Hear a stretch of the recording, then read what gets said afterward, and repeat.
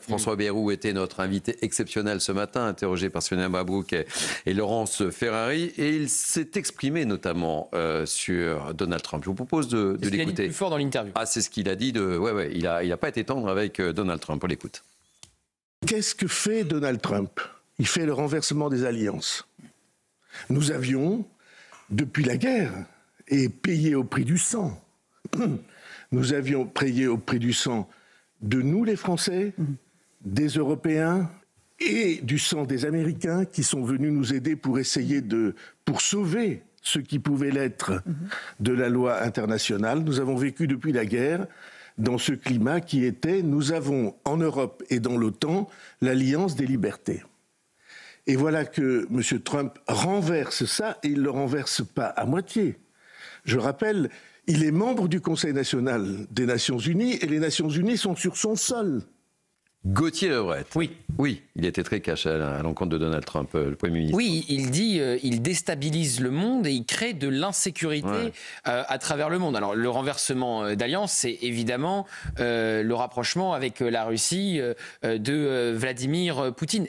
Donald Trump, il est animé par une chose. Il veut arrêter, on l'a dit déjà avec la guerre en Ukraine, qu'il n'ait plus cela à gérer, qu'il ne déverse plus des milliards d'aides militaires en Ukraine. Et puis il veut faire du business. C'est un businessman, il veut faire du business, et il veut faire du business avec la Russie. Et il voit qu'il y a, parce que les Européens se sont complètement désengagés évidemment de la Russie, il voit qu'il y a un champ des possibles en Russie et qu'on peut faire du business, voire du très gros business. Et pas qu'en Russie d'ailleurs. Et pas qu'en Russie, il y a la Chine. Vous savez que maintenant il y a une nouvelle alliance entre la Russie et la Chine, et il va falloir se lever de bon matin pour les séparer, pour les disloquer. Et donc il y a la volonté de Trump de disloquer la Russie et la Chine, de faire du gros business aujourd'hui en Russie, peut-être demain en Chine, même si c'est très tendu en ce moment avec le président chinois et les fameuses taxes douanières. Donc il est animé par ça. Et donc il fait tout pour y arriver. Et il est président des États-Unis, à la tête de la première puissance mondiale. Donc forcément, quand Donald Trump dit quelque chose, vous voyez ce que fait Volodymyr Zelensky. C'est-à-dire qu'il se fait humilier dans le bureau ovale le vendredi. Et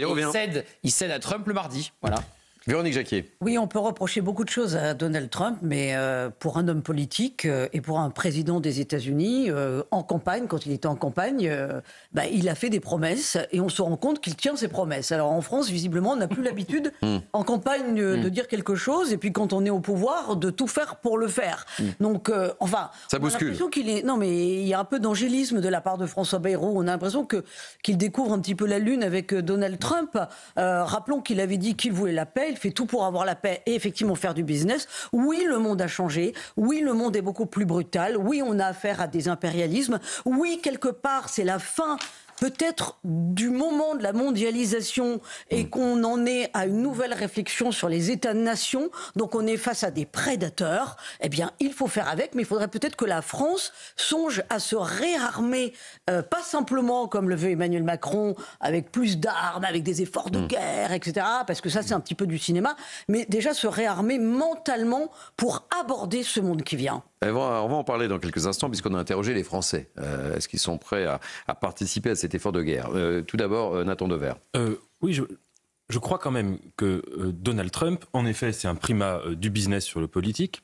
Mais là où il y a une très grande déstabilisation chez lui, c'est qu'il ne se contente pas de s'inscrire dans une tradition qui existe dans l'histoire des États-Unis, même dans son propre parti, qui est la tradition de l'impérialisme old school, celui de Reagan. Reagan était un président de l'influence américaine, de la grandeur américaine. Trump l'avait d'ailleurs un peu repris le slogan MAGA, Great Again. Mais Reagan, la grande différence, c'est que cet impérialisme-là, il le faisait au nom d'un idéal. L'idéal des États-Unis, pays des droits, pays de la liberté, etc., etc. Ce qui fait que si Reagan a été élu président, c'est essentiellement sur la promesse de dire « nous allons détruire » l'URSS à long terme. Et ce qu'il a réussi à faire, parce que c'est Reagan qui a réussi à faire tomber l'URSS, même si ça s'est passé un peu après lui. Trump, quand on analyse ses prises de parole depuis son retour à la Maison-Blanche, prenez juste le champ lexical qu'il a pour parler à des autres pays. Remarquez que toute la violence verbale qu'il utilise, c'est pour désigner des démocraties libérales, Canada, France, G. Vance, France, Royaume-Uni, etc., etc., et des pays qui sont normalement des alliés des États-Unis, Canada, Danemark, France, Royaume-Uni. Et que quand il parle de pays qui sont des pays autoritaires, la Russie par exemple, bah là on appelle le président par son prénom et on parle pas de la même manière. Ça vous a marqué. Il appelle Emmanuel Macron aussi par son prénom. Ouais. Mais autrement dit, Faut pas en faire une analyse géopolitique. vous avez raison. Mais il y a sans doute une sorte quand même de mimétisme. Gauthier Lebret. Poutine veut l'Ukraine, les Chinois veulent Taïwan, et bien Trump se dit, bah moi aussi je vais me comporter un peu comme ça, avec le Groenland, avec le Canada, avec le Mexique. Et si vous voulez, je crois quand même que là-dessus, il y a un tournant par rapport à la tradition, même chez les républicains, et même chez les plus impérialistes des républicains. Alors on a un général sur ce plateau, le général Jean-Marc Marie. On parle beaucoup donc de l'effort de guerre. Alors on a interrogé les Français, un peu pour vous d'ailleurs. Est-ce que les Français sont prêts à participer à cet effort de guerre ? Écoutez leur réponse en général et je vous interroge. Réaction juste après. Oui, pourquoi pas. Je pense que l'époque le nécessite, un effort de chacun. Après, effectivement, au niveau industriel, au niveau du paysage économique, il faut sûrement faire des efforts. Si les impôts n'augmentent pas, pourquoi pas effectivement participer à une épargne qui contribue à cet effort de guerre, oui. Vu la conjoncture actuelle surtout, et les gens, je pense que maintenant ils sont plus intéressés par leurs revenus, ce qu'ils gagnent, ce qu'ils peuvent dépenser ou pas, tous les problèmes financiers qu'ils ont déjà. Je préférerais pouvoir financer à la hauteur de mes capacités, à contribuer à cette solidarité plutôt que être taxé, être imposé de cette manière. Ouais. Général Jean-Marc Marie, vous avez la parole. Réaction des Français. Évidemment, ils ont des tas de problèmes, les Français. Oui. Là, on leur demande des efforts supplémentaires. Ils ont des tas de problèmes, mais c'est qu'un aspect des choses. À Sparte, il n'y avait pas de muraille parce que la muraille, c'était les boucliers des Spartiates. Et donc, la première des choses, c'est la volonté de défendre son pays. Vous ne pouvez pas songer à faire la guerre si vous n'avez pas une nation qui aime son pays et qui est capable... Qui soit derrière. Qui soit capable de faire les sacrifices nécessaires. Or, tout part de l'école, tout part de la représentation mentale qu'ont les Français de leur propre pays, de leur histoire.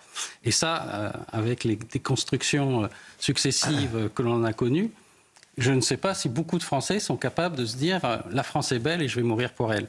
Et donc, ça, c'est le premier problème. Le deuxième problème, c'est la rusticité. C'est-à-dire que la guerre, telle qu'elle se déroule en Ukraine, c'est une guerre terrible, une guerre de fantassins, une guerre d'artillerie, une guerre de drones, une guerre extrêmement meurtrière et qui se vit dans des conditions extrêmement difficiles. Et quand vous êtes sur le terrain et que vous n'êtes pas habitué à souffrir physiquement, du froid, de la faim, dominer vos sentiments et vivre un peu comme un homme préhistorique, eh bien, l'écart entre nos sociétés où vous avez des soutiens psychologiques dès que vous avez un souci, fait que je pense que la mentalité d'aujourd'hui est extrêmement loin des réalités d'une guerre de haute intensité. Et le problème essentiel, il est là. Après, les effectifs, l'armement, les budgets, c'est autre chose. Gauthier Lebret. Mais je pense que la question qui va payer l'effort de guerre, c'était purement financier pour le moment. Parce qu'on n'a pas... Est-ce que les Français sont prêts à mourir pour la France ? En tout cas, à mon avis, ils ne sont pas prêts à mourir pour l'Ukraine. Et comment financer le réarmement ? Parce que pas une piste d'économie dans ce que nous dit François Bayrou ce matin. D'ailleurs, on a eu 2 budgets, l'un censuré, l'autre adopté. Alors pour augmenter les impôts, il y a du monde. Pour trouver des mannes d'économie, il n'y a plus personne.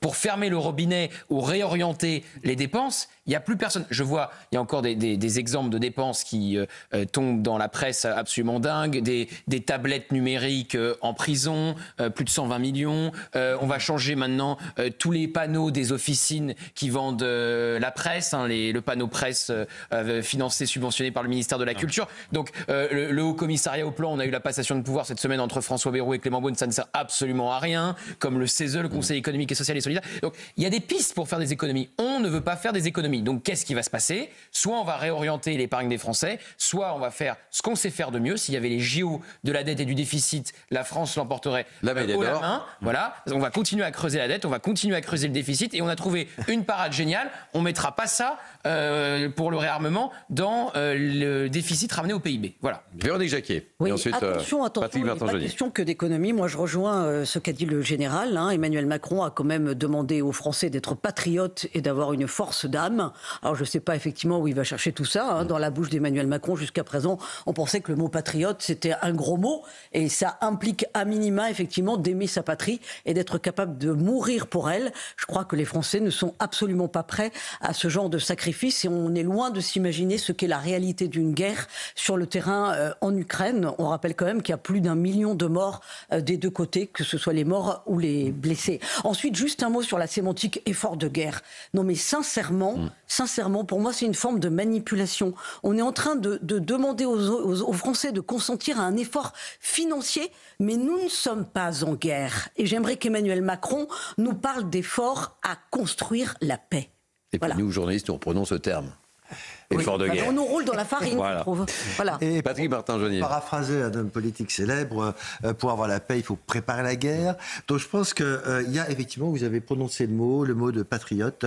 Je crois que le patriotisme appartient à tous les Françaises et à tous les Français. Ce n'est pas un parti politique uniquement. Et les Françaises et les Français ont réalisé que nous étions dans une situation éminemment dangereuse. Et il faut s'y préparer. Quant à financer, effectivement, Emmanuel Macron a dit hier, pas d'augmentation d'impôts. Nous verrons ce qu'il en est. Certainement qu'il y a des pistes d'économie, mais s'agissant de l'épargne, les Français, vous l'avez vu, sont prêts à faire un effort, à condition, disait un économiste... Enfin, pas tous, ceux qu'on a entendus, pas tous, Patrick Martin-Jeannier. Non, pas tous, mais à condition que l'épargne puisse rapporter quelque chose, donc les Français... Faut que le placement soit intéressant. Que le placement soit intéressant s'il y avait effectivement un plan d'épargne fléché pour un effort de guerre. Et n'oublions pas non plus les annonces qui ont été faites hier par le Conseil européen, avec cette possibilité d'investir, notamment dans une coopération industrielle renforcée. Et ça me paraît tout à fait prometteur. Oui, nous devons nous renforcer. Et enfin, un dernier mot... Pendant ce temps, ça n'empêchera pas les attaques au couteau sur le sol français.